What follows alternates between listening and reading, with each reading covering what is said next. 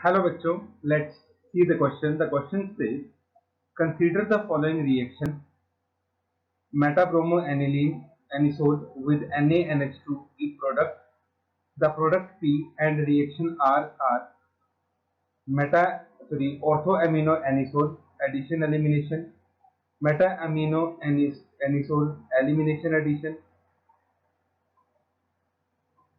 meta-amine anisole elimination addition, and meta-amine anisole साइन substitution. आपको ये बताना है कि इसमें प्रोडक्ट कौन सा बनेगा और ये रिएक्शन किस तरह से प्रोसीड हो रही है, एलिमिनेशन एडिशन कर रही है या एडिशन एलिमिनेशन, उसके बारे में भी हमें बात करनी है। तो first of all let's write down the key concept.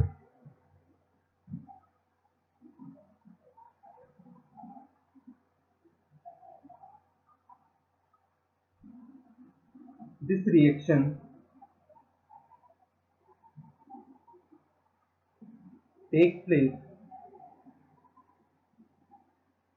through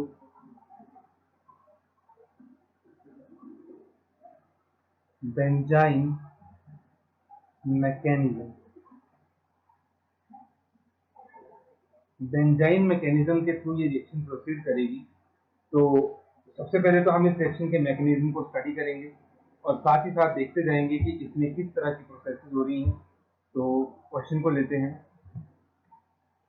हमारे पास है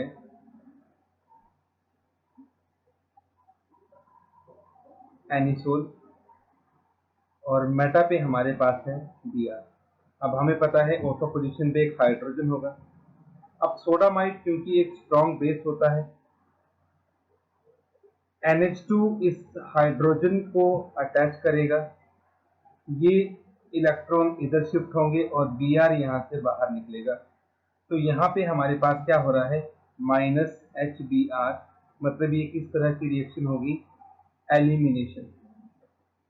सबसे पहले यहाँ पे हो रहा है एलिमिनेशन। एलिमिनेशन के बाद यहाँ पे हमारे पास ट्रिपल बॉन्ड आ जाएगा, ये आपके पास बन गया बेंजाइन। ठीक, तो इतनी हमारे पास ये रिएक्शन होगी। अब इस रिएक्शन में दोबारा से हम डालेंगे NH2-।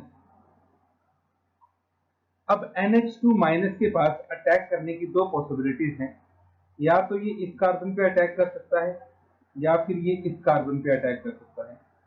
तो बस वही हमें देखना है कि ये कौन से कार्बन पे अटैक करेगा। तो हम दोनों पॉसिबिलिटीज लेके चलते हैं।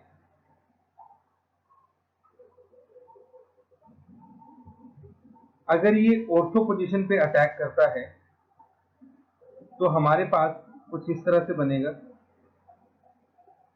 NH2 और यहाँ पे हमारे पास आएगा नेगेटिव चार्ज। और अगर ये पैरा पोजीशन पे अटैक करता है तो हमारे पास कुछ इस तरह से बनेगा, यहाँ नेगेटिव चार्ज आएगा ऑर्थो पे और पैरा पे हमारे पास आ जाएगा NH2। अब इन दोनों में से ये जो हमारे पास स्टेट है ये मोर स्टेबल बनेगी। ये मोर स्टेबल इसलिए बनेगी क्योंकि ऑक्सीजन का -I इफेक्ट होता है।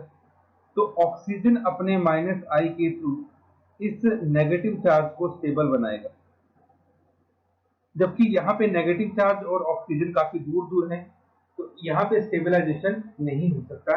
तो ये वाला जो आपके पास इंटरमीडिएट बन रहा है ये ज्यादा स्टेबल है, तो हम इसको कंसीडर करेंगे, इसको कंसीडर नहीं करेंगे। अब इसके बाद फर्दर हम इस स्पीशीज में NH3 को ऐड करते हैं। तो यहाँ पे फर्दर NH3 का एडिशन होता है और एडिशन के बाद हमारे पास प्रोडक्ट बन जाएगा। आपको अमोनिया से हाइड्रोजन मिल जाएगा और आपके पास ये प्रोडक्ट रेडी हो जाएगा। यहाँ पे H जुड़ जाएगा और यहाँ पे NH2 और यहाँ पे हमारे पास बन जाएगा OCH3। तो फाइनली ये आपके पास लास्ट में प्रोडक्ट बनेगा पैरा एमीन OCH3। तो आप देख सकते हैं यहाँ पे दो रिएक्शंस हो रही हैं, पहले तो एलिमिनेशन हो रही है और बाद में एडिशन हो रही है। तो अब हमें यही देखना है। तो देखिए ये जो थर्ड वाला आपका ऑप्शन है इसमें NH2 मेटा पोजीशन पे जुड़ रहा है। पहली रिएक्शन एलिमिनेशन है, दूसरी एडिशन है। इसमें फर्स्ट केस में NH2 ऑर्थो पोजीशन पे जुड़ रहा है, मैंने आपको बता दिया ऑर्थो पे ये नहीं जुड़ सकता। दूसरे में भी ये ऑर्थो पे है तो ये भी आपका प्रोडक्ट सही नहीं हो सकता। तीसरे में ये पैरा मेटा पे है और चौथे में भी मेटा पे है, लेकिन यहाँ पे तीसरे में एलिमिनेशन एडिशन रिएक्शन है और चौथे में साइन सब्स्टिट्यूशन। तो ये फोर्थ ऑप्शन भी आपके पास गलत है। तो ऑप्शन नंबर सी जो है वो हमारे पास यहाँ पे करेक्ट ऑप्शन होगा। ये बनेगा मेटा एमीन एनिसोल और रिएक्शन होंगी elimination addition. Hope you understood well. Best of luck. Thank you.